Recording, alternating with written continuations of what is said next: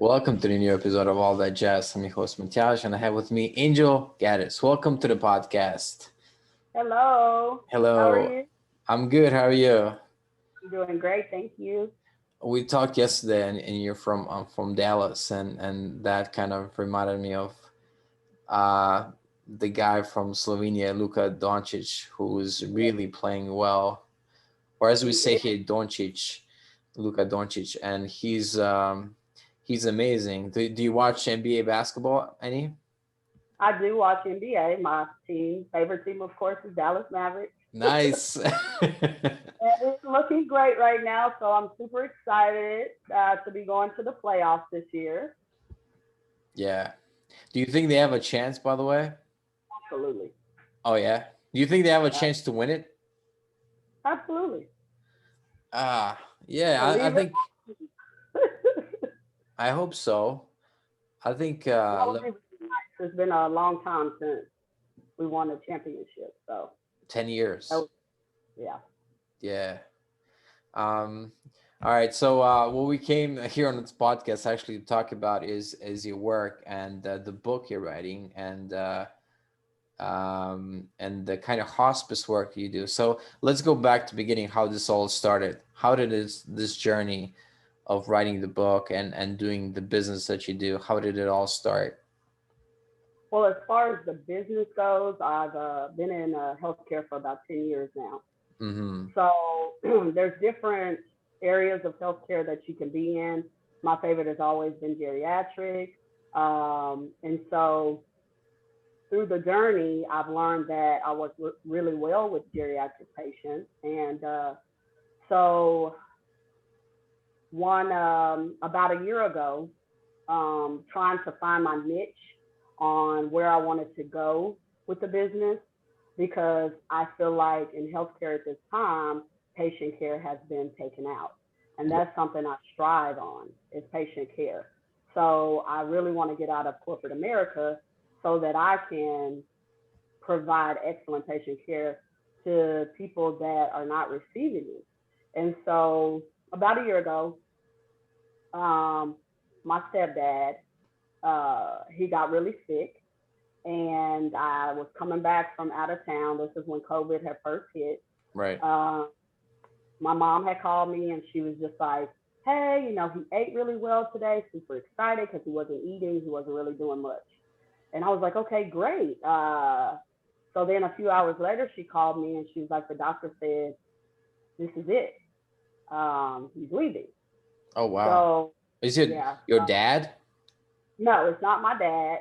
Actually, I look at him as my stepfather. He knew my mom in college. They actually linked back up about 6 years ago. And so he's been in her life ever since, as well as mine. So we had a really cool bond, and he meant a Like lot to me, stepdad, basically, kind of. actually. All And right. so And how old was he? almost 70. Oh, okay. Yeah. Okay. So so I was like, okay, mom, I'm going to come to the hospital. So I came to the hospital, and some of his family was there at the time, but they eventually left. Didn't quite understand that part because if my family, my brother, sister is passing away, I would want to be there to the end. But some people can't handle it, and I understand that. Right. So what I did, because he was still coherent, he was still talking, he was still laughing, his oxygen level was just really low, so he couldn't really breathe. Right. So I played a game with him, and I said, okay, we're going to play a game. Before I did that, I thanked him for everything he had done for me. I had videoed him laughing and us talking about playing, dominoes and cards and just the great times that we had together. Yeah. Then I started playing a game with him, like if I squeeze your hand 6 times, you have to squeeze mine. So I wouldn't tell him how many times. I would just tell him to do what I do, and he did it, and we laughed and we got great pictures. And then after a while, he looked at me and he said, "Angel, I'm ready to go now." Oh, wow. First time I had ever had to pull the plug with anybody in my life. Hmm. First time I even heard those words. But before I went to even see him, I asked God to give me peace that surpasses all understanding. Allow me to be there in the way you want me to. So of course it was sad, but I felt I had a job to do, if that makes sense. Yeah. So I said, okay, my mom wasn't quite ready. So I was like, well, mom, you know, he's suffering. He was getting upset because he was just like, I'm still here. And so I had to increase the morphine, and, you know, he was still coherent, but slowly drifting. They allowed his son to come and say goodbye. And he told me, he said, Angel, I finished my race. And I say, you did. I say, you fought a good battle. Now you can go to sleep. So eventually my mom was not okay, but we didn't want him to suffer anymore. So I told them to take the BiPAP off, which he had a BiPAP on, which was pushing in, you know, oxygen so that he could breathe. So they took that off and they just put on a normal one where you put it through your nose. Oh, the And nurses did that. yes, Yeah. Okay. eventually a couple of minutes later, he was gone. Oh wow, I didn't And know that it's that family has such a big say in. I guess the patient, not the patient, the person dying has to agree that they're gonna um, um, that it's time to leave. Isn't that almost like a assisted leaving kind of thing? well, he didn't, he just told me he was ready to go, Okay. but it was really the family's call. Yeah. And we were the only family there Right. because his family had left. And so I didn't want him to suffer anymore. And I have seen people who have suffered um, through the years working at the hospital. And I thought it was fair to allow him to go in peace. And so it wasn't easy for me, but it felt so good to create memories before he died so that my mother would have that. Yeah. Because people, when people die, families are devastated, they're sad, they don't want them to leave. But when people are born, they take pictures, they take videos, they smile. So I decided to create memories through the process of transitioning. It is a beautiful thing. Again, some people cannot handle it, but it's just as beautiful as being born. I mean, this person does not have to suffer anymore. You can look down the later on down the line, years later, and go back to those pictures or go back to those videos or those moments that you created, which is what gives you peace. It's what allows you to heal through the process. Mm. And a lot of times families are just in a different state of mind. They're not looking at that. So that's where I come in. That's my business, the passing bridge to the afterlife, where I can assist with patient care as well as create those memories for you. Mm. So that is why I created the business. But I think most people would find it a very sad experience, and maybe that's why probably they don't take pictures and all that. But maybe it would help also with the grieving process, like to have something um, to remember the person by. And yeah, it's a good point. Like we celebrate the birth, but we kind of we leave. Like you said, the family left, so it's kind of like a lot of families, a lot of people kind of die alone in a way, like in a hospital with nobody around, Exactly. and that's sad, you know. It really, and that's another reason why I created my business or started the business is because a lot of people do die alone. People don't see that. I've had several people die by themselves. My first death that I experienced was a lady who died by herself. Her family just could not get there in time. And she counted down from 10. By the Mm. time she got sick, she was gone, but we were able to hold her hand and to count with her. And that lets them know that somebody's there. I would hate for someone to have to die alone. I wouldn't want to die alone. I mean, it happens. Unfortunately, I'm not going to say it's not ever going to happen. However, if I can be there to create those memories as well as be there for that family, I would be more than happy to. Mm. And it's just what I love. It's my calling, it's my passion, and it won't change. Can you tell when I've never been around a person that died, so I don't have that experience. But can you tell when um, when the person dies and the soul leaves the body, as it were? Can you tell? I have seen it. Well, I think you can. A lot of them take this deep breath and then it's just gone. You have others who are speaking, I think, to the family that has passed on that they may see, Mm. and they're saying, "I'm coming." And I think with my stepdad, that's what happened because he got so angry. He was like, "I'm still here. Why am I still here?" This is what he's saying. And so I'm like, wow, okay, let's speed up the process. So I'm thinking that he's seeing his mother and his father waiting for him and he's ready to go be with them. So I do think the soul leaves the body. And some people just go in peace. Some people have a sigh. Some people say, I'm coming, here I come, mom, I'm coming. Do you see them? And we don't see them, but a lot of times they have angels around them. So Mm. yes, I believe that. And that's a beautiful moment. And like you said, some people were so devastated they don't want to see that. They don't want to hear that. And that's understandable as well. I think Yeah. it's truly a gift to be in a position like this. Mm. Yeah, definitely be, it would be an interesting experience for me to see somebody die. I mean, oh, it's really a almost like a taboo subject in the whole Western world because we see death as so tragic and people grieve and it's so like, oh, it's so sad. And yeah, like we don't deal with it well. We deal with birth very well, but we don't deal with death very well. And so Right. I find that your idea for the business, I actually, you're running the business now, right? Yes, I am running a business now. Okay. I And am. how has the reception been? How's the interest level been for your business? I've heard great feedback.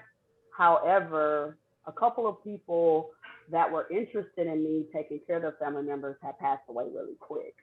I think it is the networking part and COVID being an issue. Yeah. I think also that plays a major role. So I'm just networking harder. Like I'm going to nursing homes, hospice, places and funeral homes but it just takes that one. You can give your card out 1,000 times, but until it's your time, it's your time. So I figure, to just keep developing, keep coming up with different things I can add to my packages.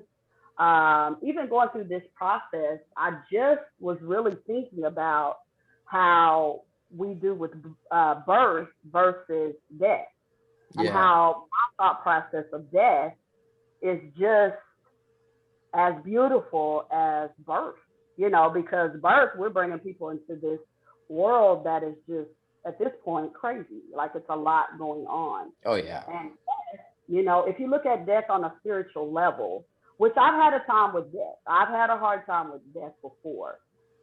But if you look at it on a spiritual level, they no longer suffer. They're in eternity with God, and you'll see them one day.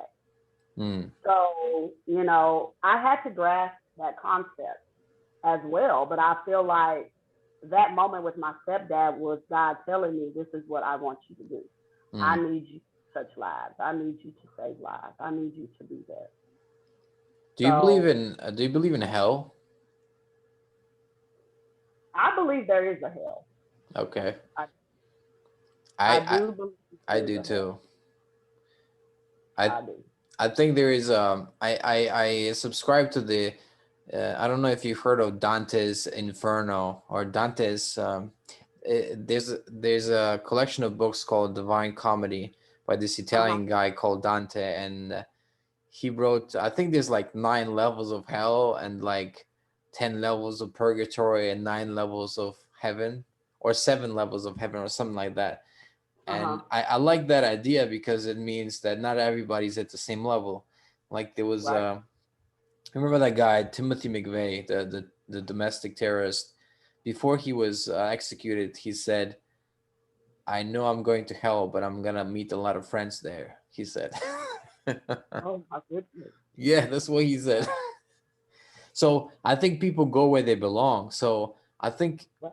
I don't know, like it's such a weird thing though, because you're doing this service for everybody.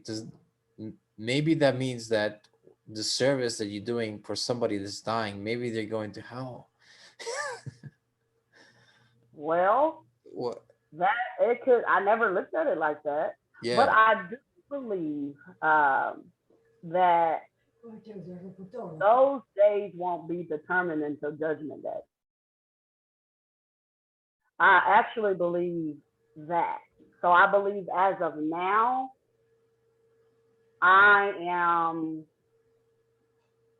on the fence about that because I don't believe you will go to heaven or hell Right. until God comes back in this Judgment Day. So I kind of believe you may have another chance in that life after this to get it right. I don't know, but that's just something that has crossed my mind. So Right. maybe through my process, if you were at a point of going to hell, maybe there's a spiritual connection between us where you'll be saved. Hmm.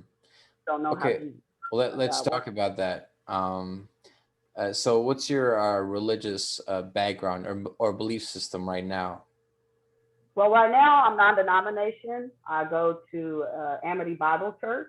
I was raised as a Baptist, but I do believe Jesus died on the cross for my sins so that I may live. I do believe that. Hmm. Yep. So is most of your clients Christian, or is it meant for like everybody? It's meant for everybody. Hmm. Everybody. And there's no kind of like religious component to it. Like if they want to, they can pray with you, but it's not, obviously it's not something part of the package, right? Right. Right. Mm. And do you hang out with them for an evening, or is it like on a few days? Well, it depends on the family. Like I have a pampering package, I have a build your own package, I have a memories package, and I have a favorites package. So, for an example, with the pampering package, I can do your hair, wash and straighten your hair, or a mani pedi, or help you brush your teeth, or bathe you, or change you. That's my pampering. Favorites would be favorite foods I might cook for you, favorite music you want to hear, favorite sport or favorite movie you want to watch. Wow. Memory package pictures, collages I can build, videos, like maybe the family wants me to ask certain questions to this loved one to just see what their response is, and I can video that. And then you have your build your own package, which is where you can create from those different other three packages. So you're pulling out of those packages. You do have four that you can choose. That is the minimum for a package. Now, if you want more, then we will discuss that when I do a consultation. And if Mm-hmm. you need more hours, we can discuss that. Minimum hours 4, well, max is 4 hours. Anything after that, we can discuss. So I'm just here to service my patients. I'm just here for the family. Whatever they need me to do, I am willing to do. Cool. What is your like employment background? Were you in a hospice, or what's your experience like? I started off as a PCT, which is a patient care tech. I worked my first job was in colon rectal, so I dealt with a lot of cancer patients. Mm-hmm. I then moved on a few years after that, and I started working at Medical City of Plano, where I worked in CCU trauma and burn, and I was the only tech for those 3 units. So I worked there for a few years, Wow. and then I've done dialysis, and I am now in GI. So I deal with colon rectal. I deal with people that have cancer of the stomach or of the colon. Oh man. I assist the doctors and pretty much figuring out what's going on with the patient and whether if they have cancer or if they don't.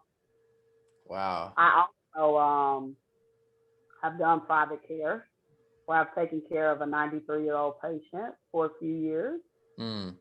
and which was a challenge for me because she was Russian Oh, and so she spoke no English?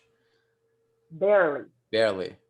She had came here when she was in her 60s, Oh and my gosh.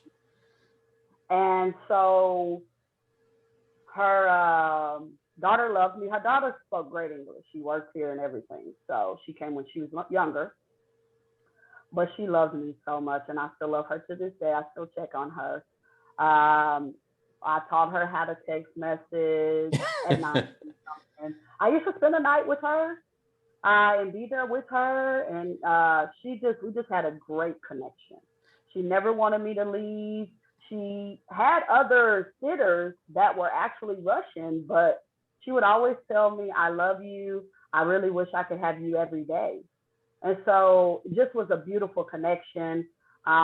Just religious background was different, but she never made me feel any different, and I never made her feel any different. So it was Wow. really a great experience. Did she ever have a request like for some old Russian movies or something like that? She did music, music, Music. food. So I had to learn how to. She's very, very healthy. She's still alive to this day, so she's close to 100. So what does she eat? She eat a lot of soup or something like that? A lot of shakes, a lot of fruit, but a Mm. lot of smoothies, like green vegetable smoothies, Okay. bread smoothies, um, a lot of vegetables, different fish, things like that. Not Cool. too much, but yeah, she was very healthy. She's very healthy. Talking about movies, I think it'd be funny if a patient that was dying would be like, I want to watch Die Hard or something like that. Right, that would be something. Because you still have patients like my stepdad. It just blew me away that he was talking like us, but he was on his way out. When my grandmother died, she was on a BiPAP too, but she wasn't talking. You Uh, know, she just was. She could understand you and hear you, but she wasn't talking like him. He was laughing and actually having a conversation, mm, which blew me away. yeah, you know what? I think in the future will be somebody be on a podcast and they might be dying. Can you imagine that? Oh, Oh my gosh. that would be something. That Yeah, would be a lot. imagine that clip. Wow. Yeah, that would be. I've never seen that before.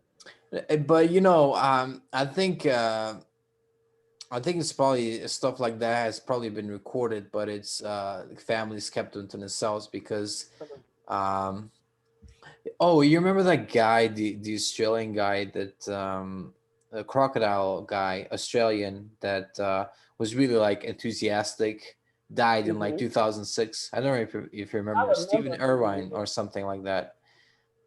And he died, I think, on camera. He was stung by uh, some big fish. I don't know what it's called, but those are dangerous. And he was in the water with them, and he got stung, and he died. But that footage Oh, was destroyed. oh, really? Yeah, they didn't want it to Oh, be broadcast. well, that's Um, understandable. yeah, so I think a lot of like that goes back to death being a taboo and something. But I think if somebody was just talking like this and it was kind of intentionally done, I think that'd be kind of okay. But if they, I don't know, if I feel like I watched once a video where I'm never gonna watch that again. But there was it was Oh, so bad. well. I don't recommend this. It was Oh, called good. it was called Buried in the Sand, and it was a video about how Saddam Hussein treated some of his prisoners, and that was bad enough because beating their legs with planks of wood and stuff like that. But there was footage of Al Qaeda terrorists cutting off an American soldier head with a dull knife, and that was, oh my gosh. Oh, I bet that was something. That's not, yeah. Yeah, some things don't need to be videos, you know? Some Yeah. things just don't need to be videos. I don't think I would want or, to video somebody dying in that manner. Like with my memories, it's more of happy. Like Yes. I was Yeah. able to That's capture my important. laughing and me talking about good times, not necessarily focus on the fact that in it at any time you can transition. You have to catch it in those moments because they have good or bad days. Some days they may not say anything. Some days they may be up, alert. They may even want to get up.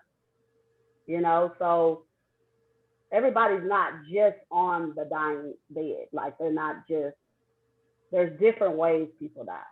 Yeah. Yeah. Different ways.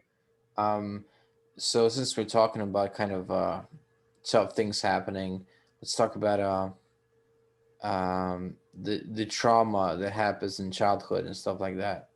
I think you told me in the pre-interview that did you do some therapy and stuff like that?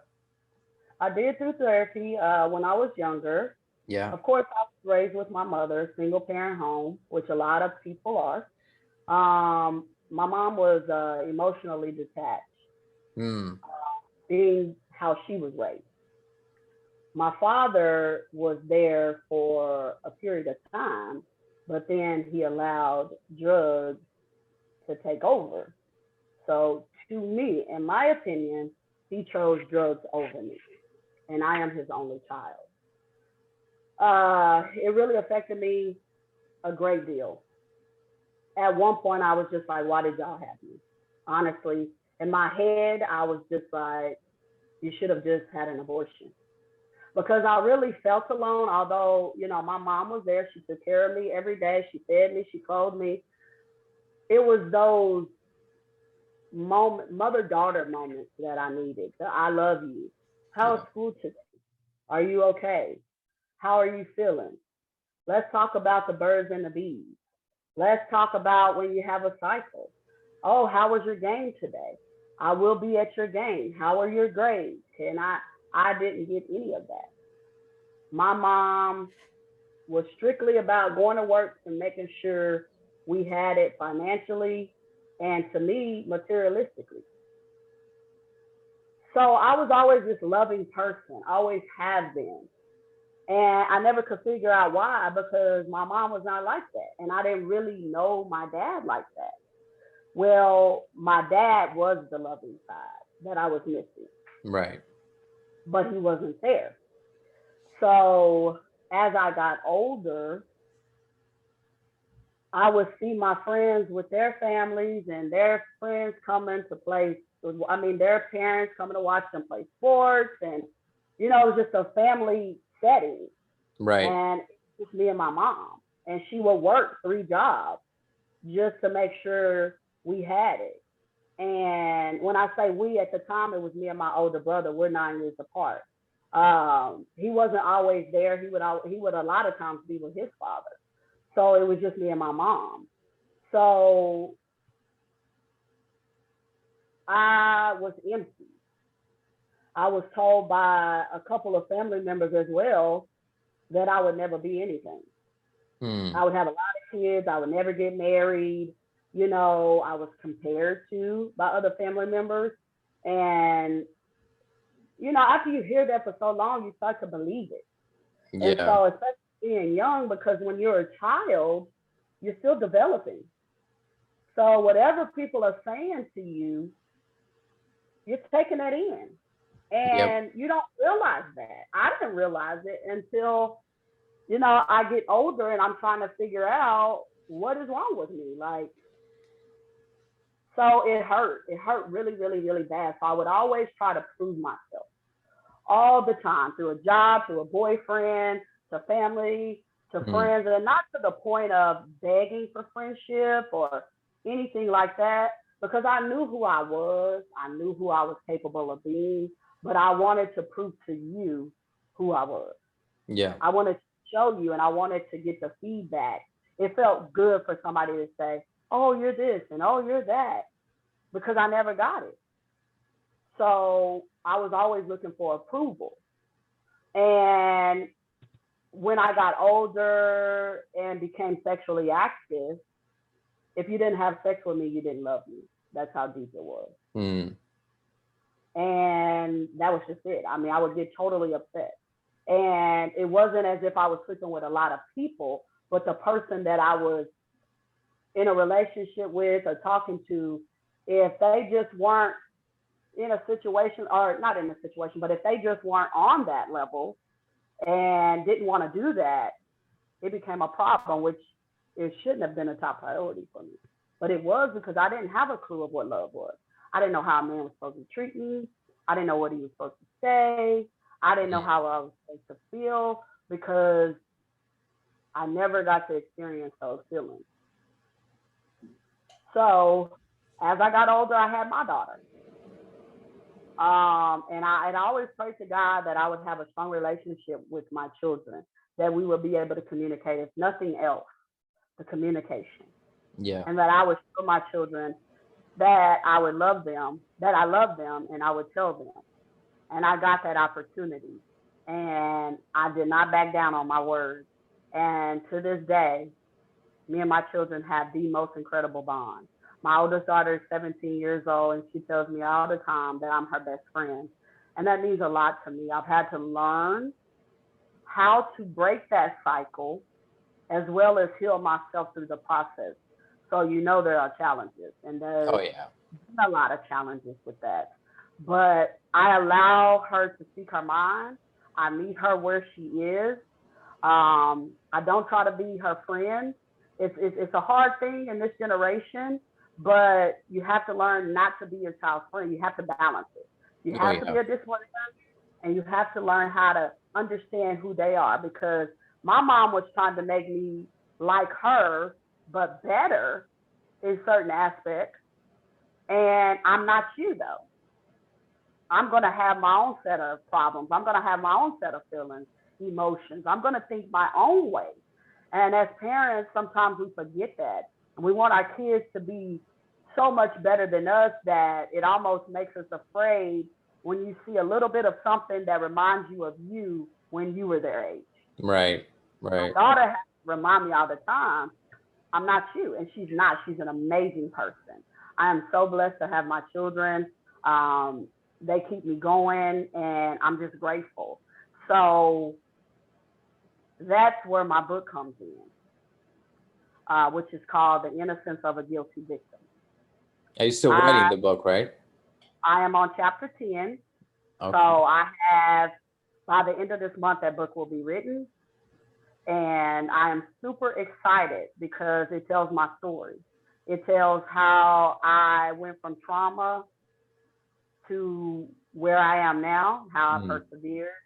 Um, and that happened when I started building a relationship with God, when Mm. I started understanding who He really was and what He has done for me, and how I've had experiences where I should have been gone, but He kept me. And that relationship teaches me a lot every day. This is my journey. I don't have to prove anything to anybody. And Right. just to go, I began to tell myself, and I began to not look for approval. So it took a long time, and it can. But I stand up for who I am, because I'm a child of God. He made me in His image, Mm. and He will never leave me nor forsake me. But you have to get to that place. Everybody's not on the same journey. Everybody's not going to go the same way I went. My goal is to let you know that Jesus experienced everything we went through. So there's nothing too big for Him. Mm. So if we are a child of God, we're going to go through trials and tribulations because he did. But just like on the third day he rose, we will do the same thing. We will go through the same thing because we are his children. And he chose us to make in his image. So when you get that deep into the word, and when you start to understand what he's done for you and how you are so blessed to be here and to have those moments and to be his child, it becomes a whole different ball game. It's a whole nother level. But you have to get there, and it's your journey, and you will. It's okay.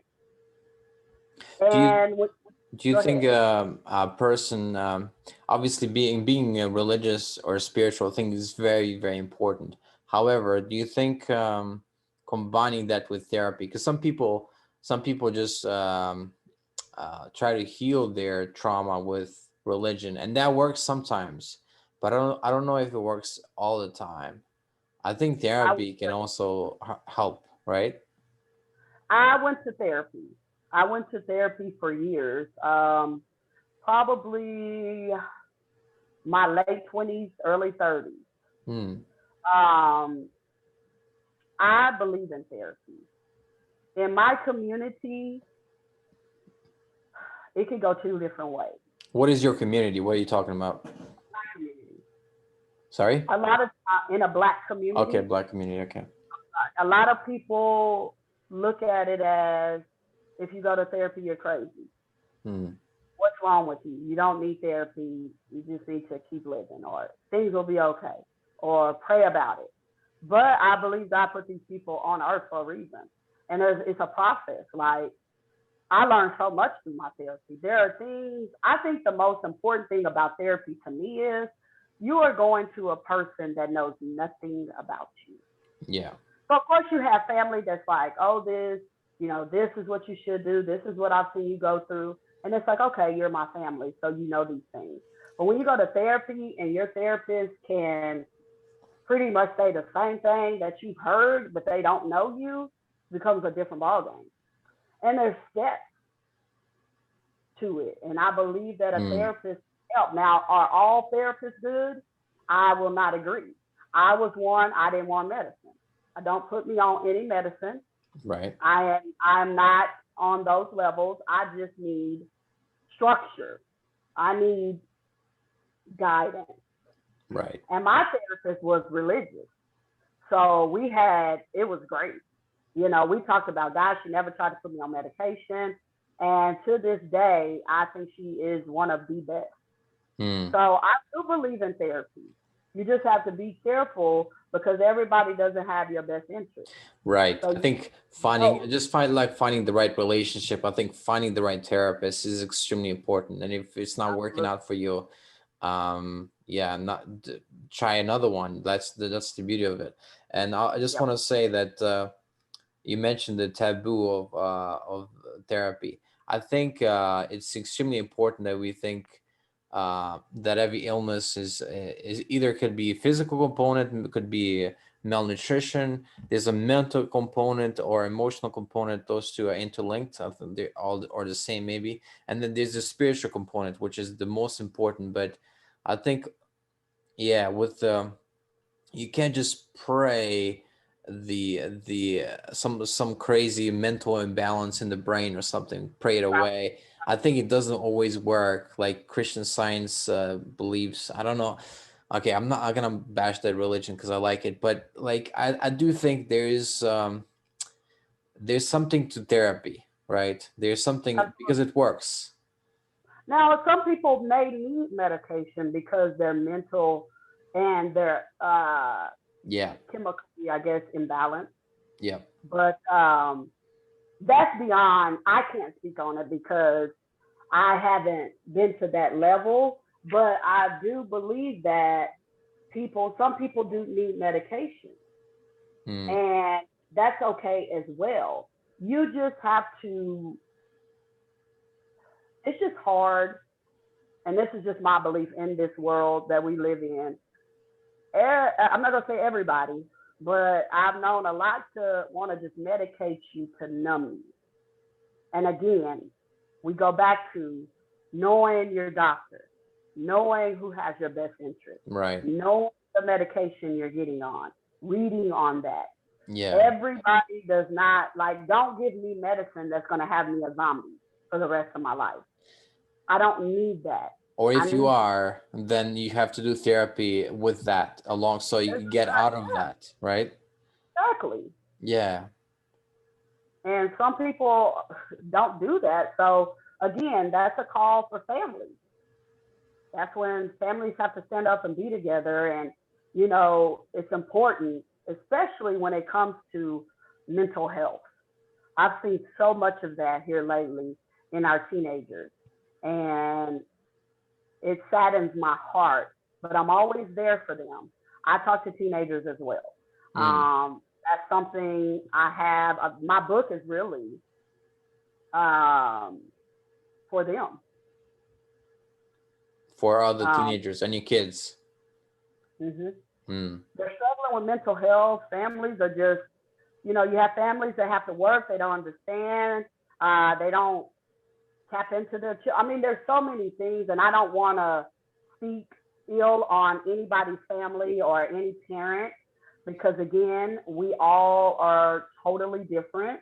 We Yeah. come from totally different backgrounds, but I just truly believe in tapping into your kids and learning your kids and who they are and allowing them to express who they are because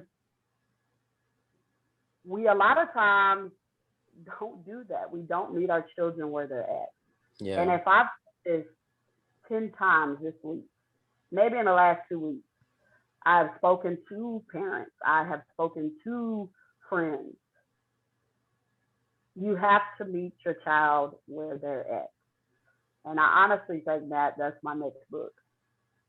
To meet your child where they're at. I think also the therapist as well. For the therapist, it's extremely important to meet their client where the client is. Otherwise, what are you doing? Like you're Exactly. misunderstanding where they are. You know, you have to meet where they Exactly. at. Yeah. Um. Oh, what Because was? we have go ahead. Go ahead. Sorry. No, I was gonna say we have, I was raised in a totally different generation. So a lot of things that's going on now, social media, all the, glitz and glamour and, having to be this beautiful person to be recognized, having to have this nice body and having to have these fancy clothes and, Yeah. it's just a lot for our teenagers to have to come up with. We just wore nice clothes and that was that. Well, you born Wasn't like in the 70s or I was born in the 80s, 80s? early Okay. 80s, Early 80s. Okay. Cool. 83. Oh, then we So, close. I'm 85. All right. okay, so you were there. You understand. Even the television is different. What's on TV? Yeah. We had a lot where we were learning. We had a lot of learning things. Just how to kill yourself or all these 10 reasons why, whatever the show is. That's to me, it's a lot. And so it's important right now to tap into your children, know where they're at, know where their head is at, and just do the best you can, with Mm. raising them. And so that's just where I'm at with that.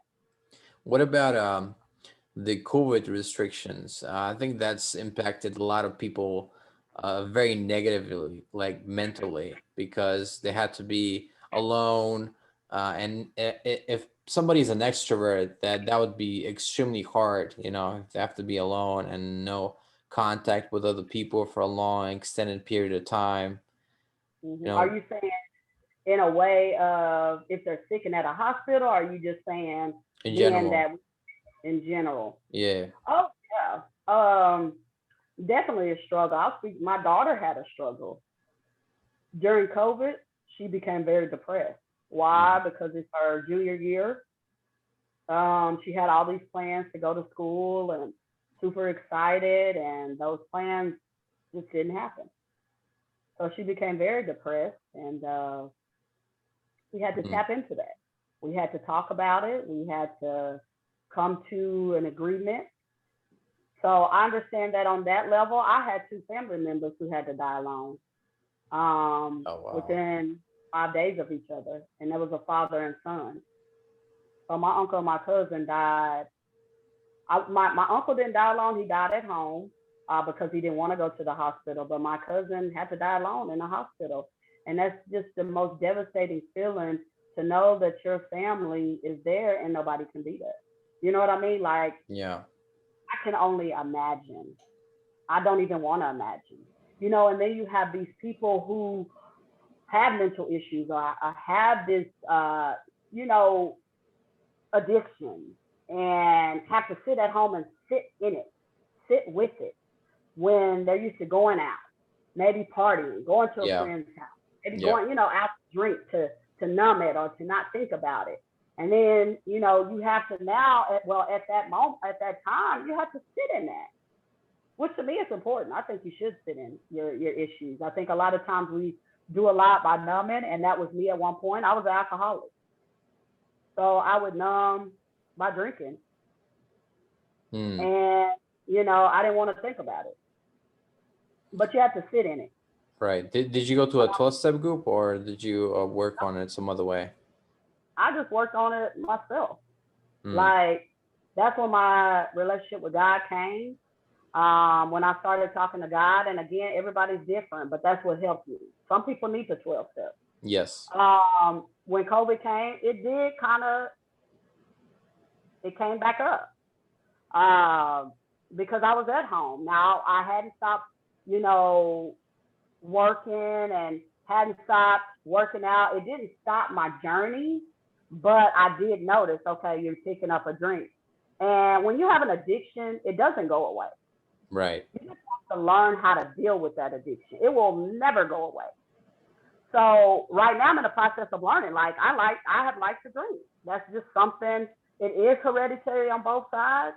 So I do have to be careful. And now I just have this uncomfortable feeling when I know I've went too far, when I've done it too long. Like I won't even say too far because I don't go to that place where I'm just completely sloppy drunk, don't remember anything, can't get up, can't function. Right. But my spiritual part of me will tell me, or and even my mental, hey, Hmm. slow down. It can happen. Right. So for you, the religious part has saved you in a way from a lot of the Makes me feel downside bad. of this addiction. Yeah.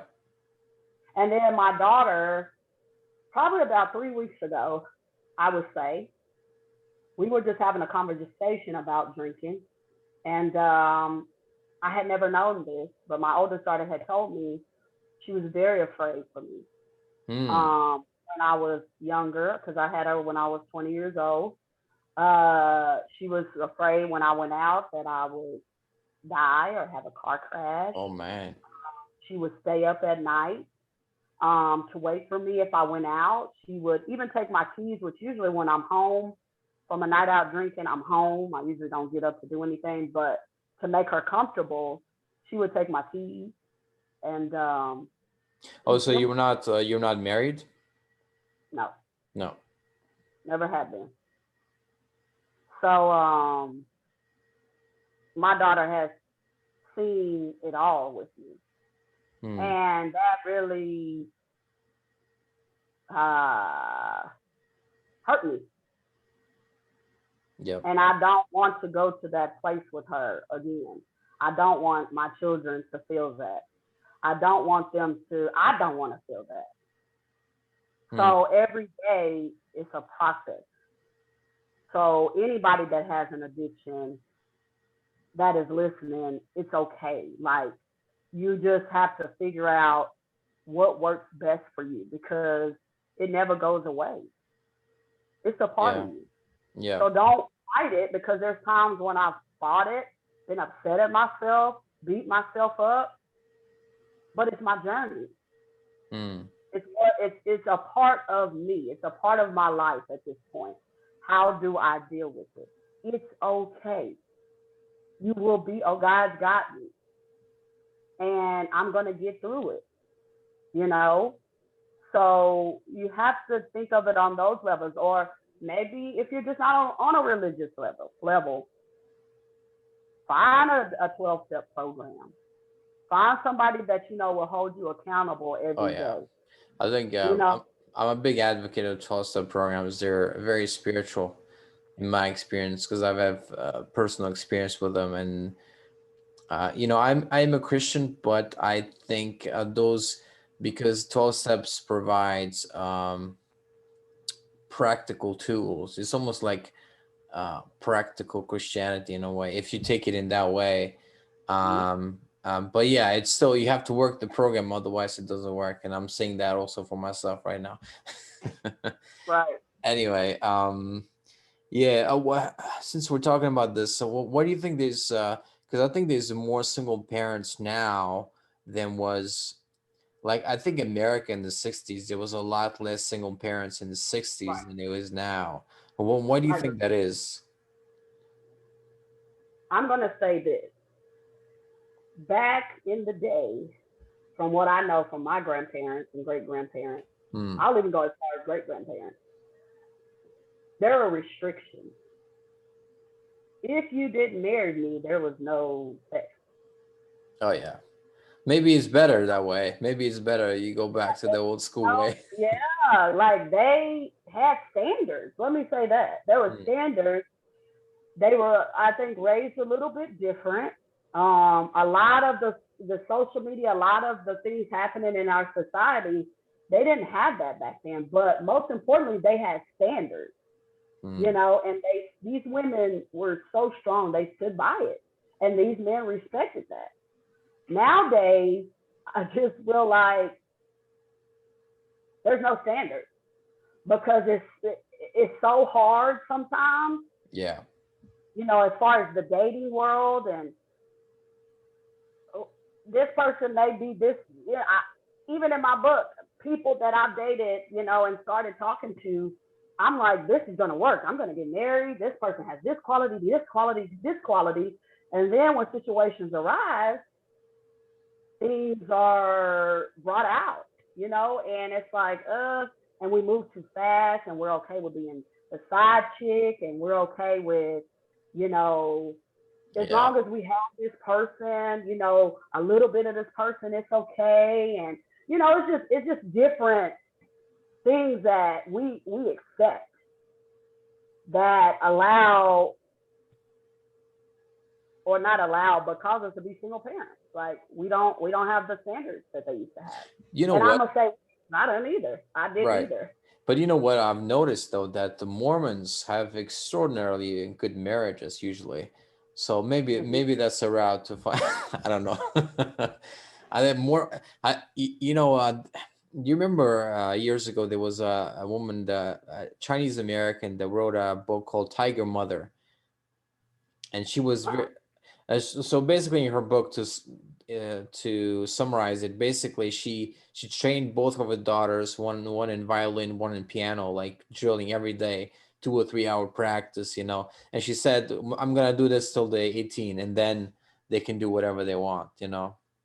So this kind of like intense uh, practice.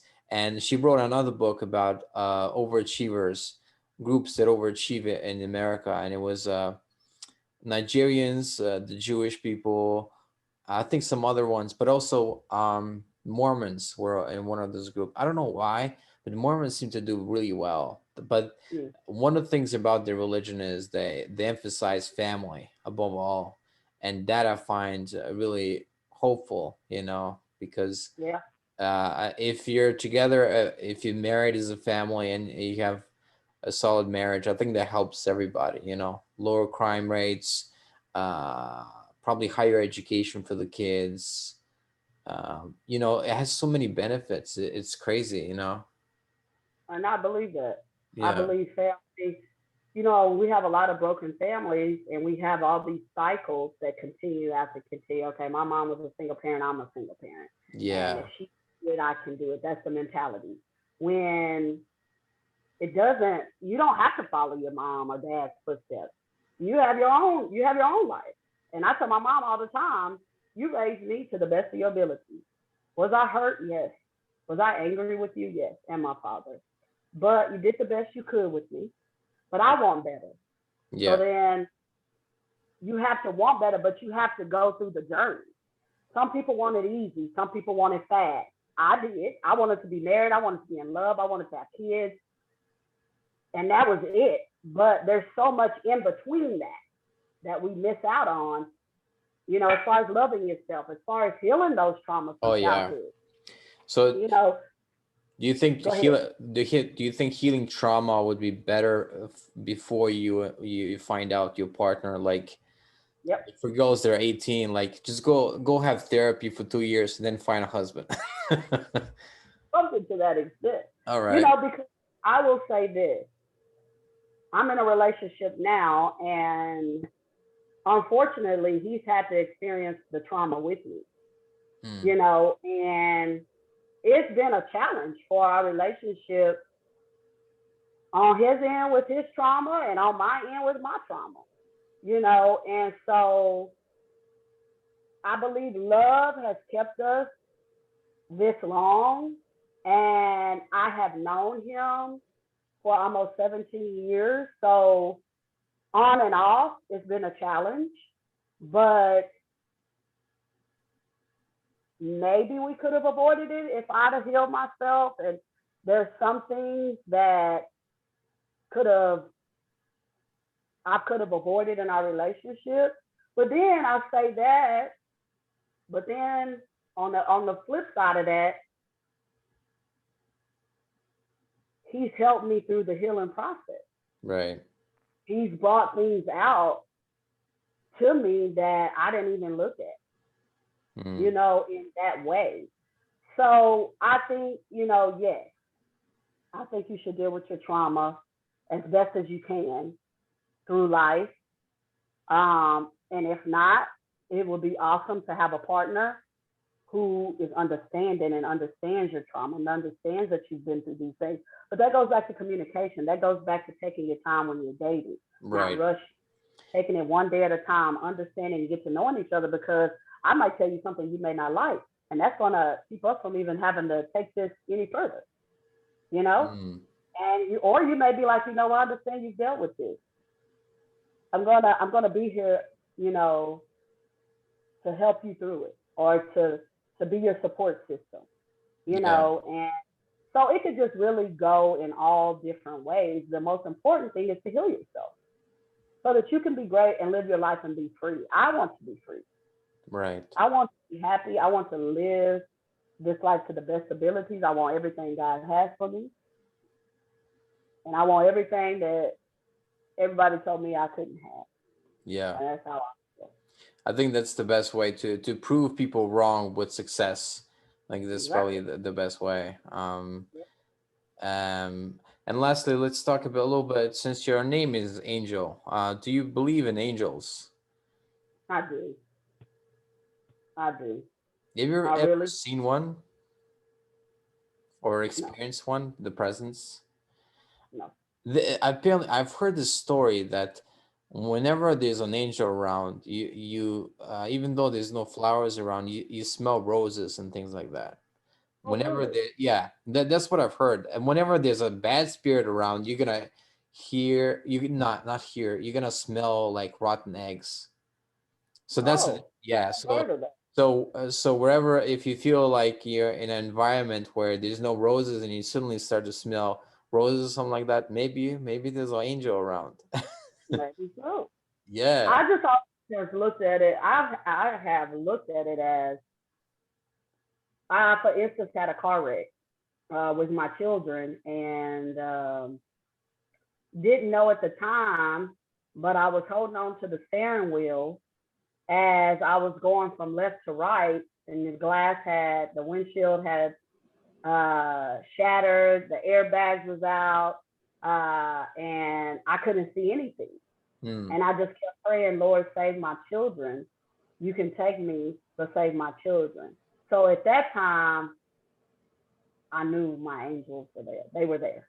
They saved me because the lady had told me, you have went from one side of the tollway to the other side of the tollway. And our tollway is pretty big. Hmm. And she said, not one car hit you. So at that time, I knew God had his angels protecting me and my children.